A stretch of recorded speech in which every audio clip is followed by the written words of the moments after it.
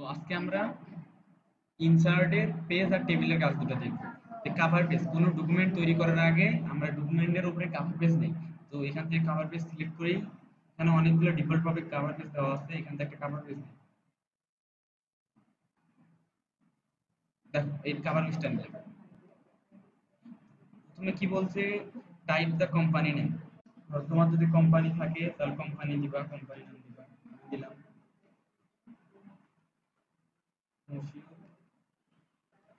Ltd, Moshiur limited. Type the document title, document title কি দিবা? My document দিলাম।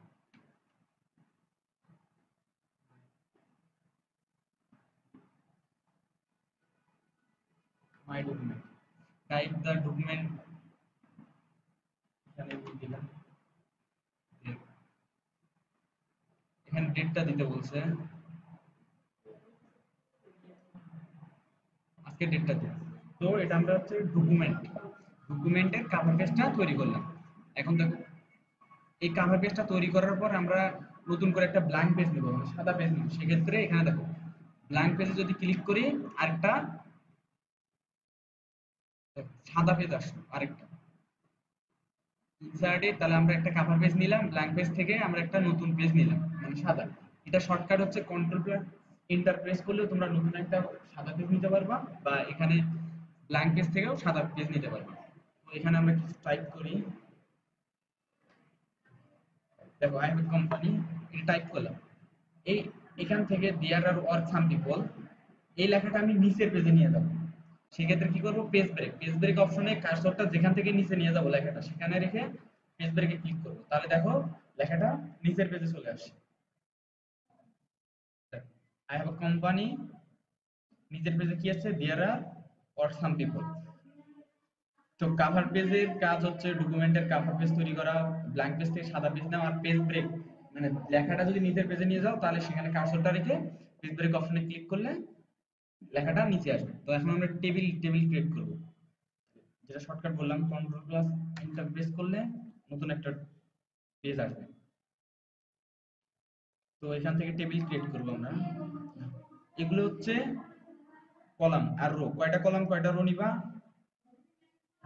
এখানে টেবিলটা নিলাম, আমরা টেবিল ক্রিয়েট করলাম। এখানে দিলাম হচ্ছে নেম, স্টুডেন্ট নেম, নেম। আর এখান থেকে মাউস বারবার এখানে ক্লিক না করে আমরা ট্যাব প্রেস করব। এখানে ট্যাব প্রেস করে এক অ্যাপ থেকে অন্য অ্যাপে যাব। ঠিক আছে, ট্যাব প্রেস করব। নেম দিলাম, এখানে দিলাম স্টুডেন্ট,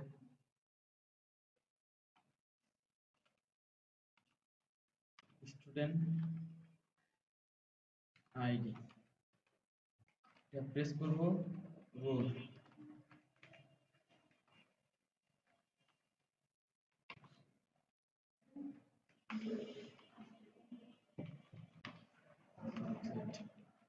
ধরো যেটা দরকার আর তোমার টেবিলে ক্রিয়েট করার, তাহলে আমরা টেবিল কিভাবে ক্রিয়েট করতে পারি? ইনসার্টের টেবিল অপশনে যাব, টেবিল থেকে কয়টা কলম কয়টা রো সিলেক্ট করে এভাবে টেবিল ক্রিয়েট করতে পারি।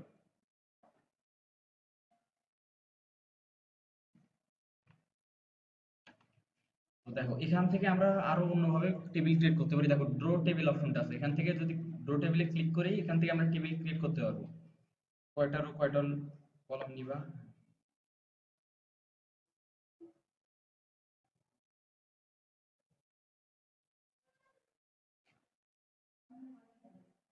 যে ধরনের টেবিল তোমার প্রয়োজন সেই ধরনের টেবিল তুমি এখান থেকে ক্রিয়েট করতে পারো।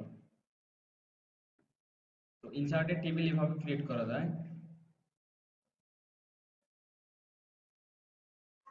আগামী ক্লাসে তোমাদের আমি পরবর্তী যে মেনু বারের অপশনগুলো আছে এগুলো নিয়ে আলোচনা করব।